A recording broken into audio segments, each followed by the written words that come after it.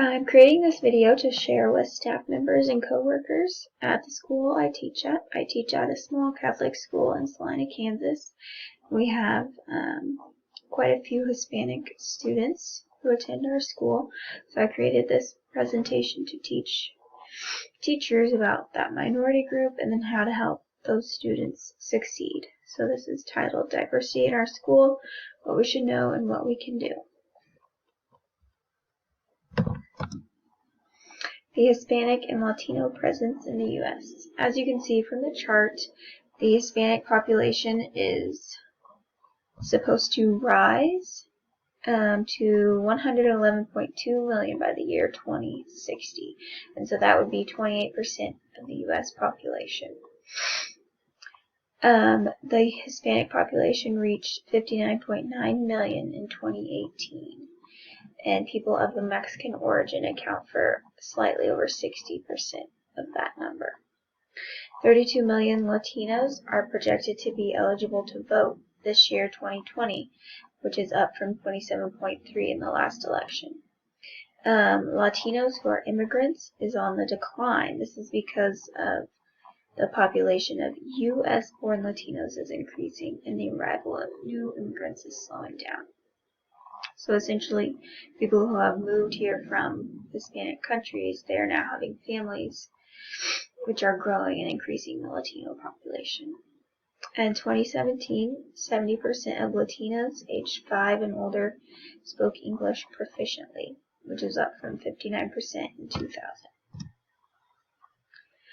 Hispanics account for 71% of the growth of the Catholic population in the United States since 1960. So I chose to put a page on the Catholic Church and how Hispanics have affected it because it affects the teachers in the Catholic schools as well.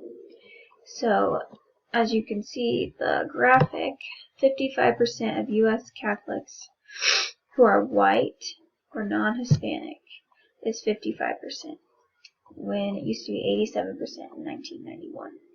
And the Catholic regions have shifted as well, and the biggest percentages come from the South and the West. Catholics over 65, 76% of them are white, 17% are Hispanic. Catholics under 30, 36% Hispanic, 52%. So as you can see, the Hispanic group is growing in the Catholic Church, which is important for teachers to know because it changes the dynamics of our school. 60% of all U.S. Catholics younger than 18 are Hispanic. Of that, 93% were born in the U.S.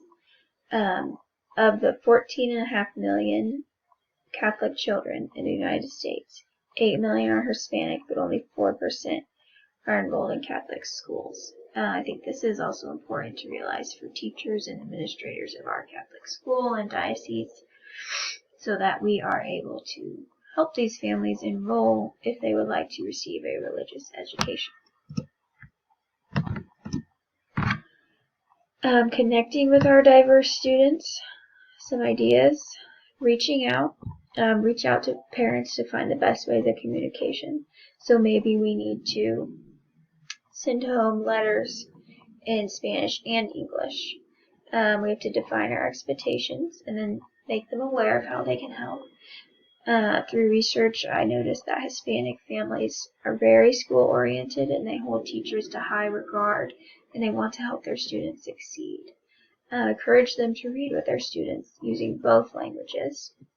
And then use your resources. So if you need a translator at a parent conference, look to the internet and resources to give you ideas about how to teach these students and really use the parents as a resource. Learn about the students' language, their culture, their values, their family, and their home life. Learn the basics of their language so that you can communicate with them. Invite their culture into the classroom. So this could be having them bring treats or showing us a special dance. And again, Hispanic families have high respect for teachers and they sacrifice for their children's future. Understand their family structure and how the children are being raised. So understand that their families are very important to them and we need to remember that as teachers and connect with them and their families. Finally, how do we teach these students?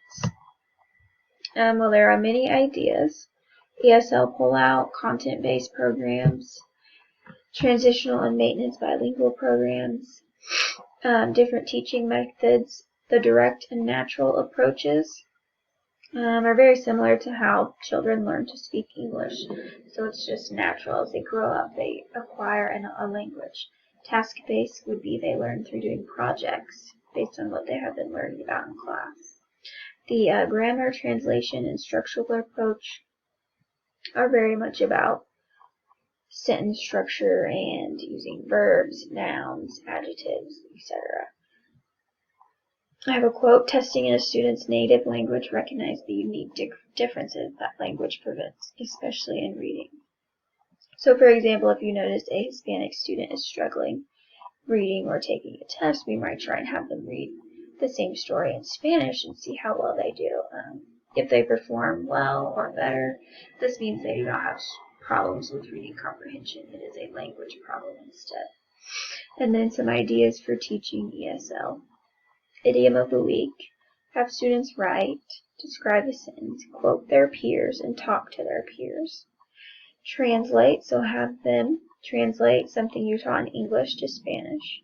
Have them explain unwritten rules of their culture, and then vice versa, do that with the English students.